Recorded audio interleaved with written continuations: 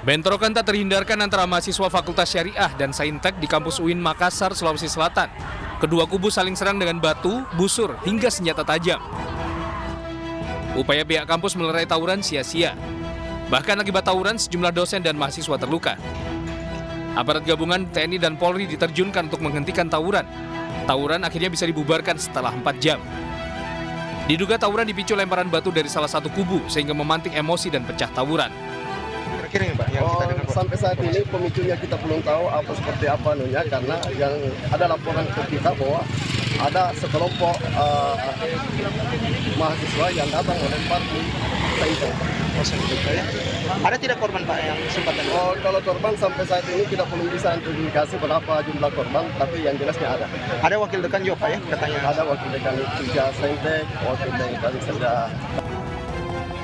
Untuk menghindari bentrok susulan, sejumlah personel TNI Polri masih disiagakan di dalam kampus. Dari Kabupaten Goa, Sulawesi Selatan, Bukma, iNews melaporkan. Pemirsa, polisi menangkap 10 remaja yang terlibat tawuran di Depok, Jawa Barat. Akibat tawuran, 1 orang tewas dan 1 lagi dirawat di rumah sakit.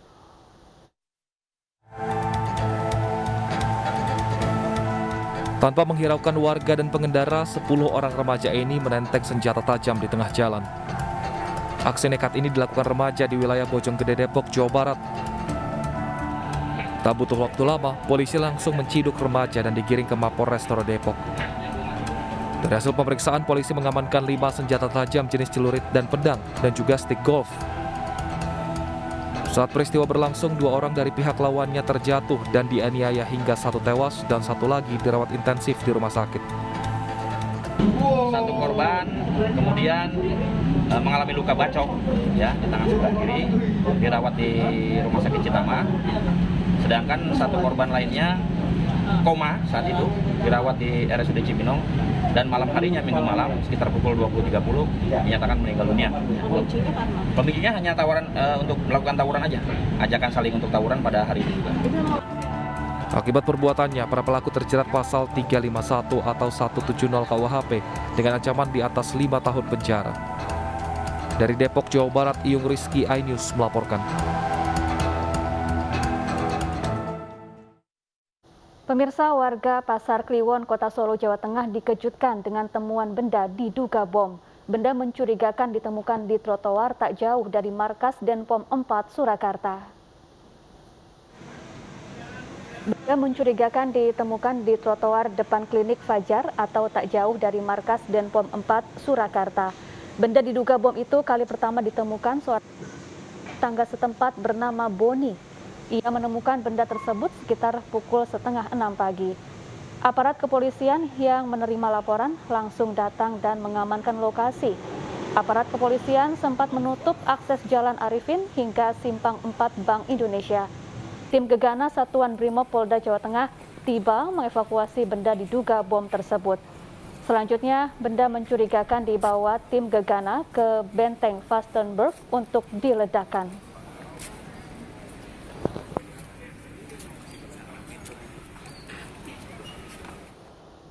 Lalu bagaimana situasi terkini di lokasi penemuan benda diduga bom di Solo, Jawa Tengah? Sudah ada rekan kami, Septiantoro, di sana. Selamat siang, Septiantoro. Ya, selamat siang. Ya, Septi, apakah polisi sudah memastikan apa benda mencurigakan yang ditemukan di sana pagi tadi? Ya, hingga saat ini kami sempat mewawancarai Kapolres Solo, Kombes Pol AD Safri Simanjuta. Setelah dilakukan penyelidikan di lapangan, kemudian setelah dibawa ke Benteng Vastenburg Kota Solo, benda tersebut dinyatakan oleh polisi bukan benda berbahaya. Namun demikian, rencana yang akan dilakukan diledakan di Benteng Vastenburg hingga saat ini belum juga dilakukan. Ya, apakah sudah diketahui siapa pemilik benda tersebut? Iya, Safa. Hingga siang ini polisi masih melakukan penyelidikan dari memeriksa saksi-saksi dan sejumlah dan di lokasi juga untuk mengetahui siapa pemilik dari tas yang berwarna biru tersebut yang sempat menggegerkan warga Solo. Di mana saat ini warga Kota Solo sedang ada kunjungan dari acara G20. Ya, lalu bagaimana situasi saat ini di sekitar lokasi penemuan benda mencurigakan? Ya, Safa, hingga saat ini lokasi di sekitar Jalan Arifin Kota Solo hingga saat ini sudah mulai lengang. Polisi sempat menutup sementara beberapa ruas jalur di Jalan Arifin. Hal ini dilakukan untuk memberikan jaminan keamanan kepada warga masyarakat Kota Solo yang saat itu juga ingin mengetahui apa yang terjadi. Namun hingga siang ini Jalan Arifin Kota Solo sudah dibuka kembali untuk fasilitas umum. Baik, terima kasih Septiantoro melaporkan langsung dari Solo, Jawa Tengah. Kita ke informasi selanjutnya, pemirsa. Kebakaran hebat membakar seluruh lapak pedagang di Los bagian tengah Pasar Impres Manonda, Palu Barat. Tidak ada korban jiwa, namun kerugian dari peristiwa itu ditaksir hingga miliaran rupiah.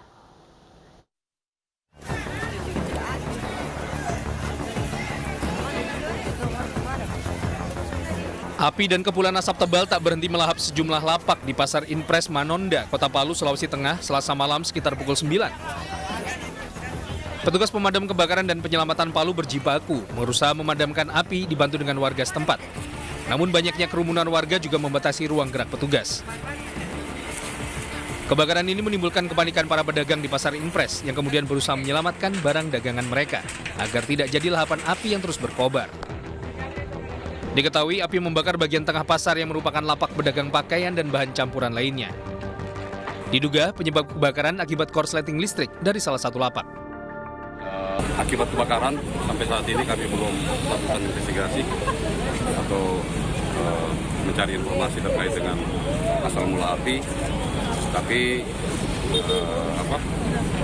menurut praduga, menurut dugaan sementara kami, sumber api itu akibat korslet. Api berhasil dijinakkan pasca 2 jam upaya pemadaman. Dari kejadian ini tidak ada korban jiwa, namun kerugian ditaksir hingga miliaran rupiah. Dari Palu, Sulawesi Tengah, Jimmy Hendrik, iNews melaporkan. Warga mulai penuhi bandara hendak mudik Ramadan.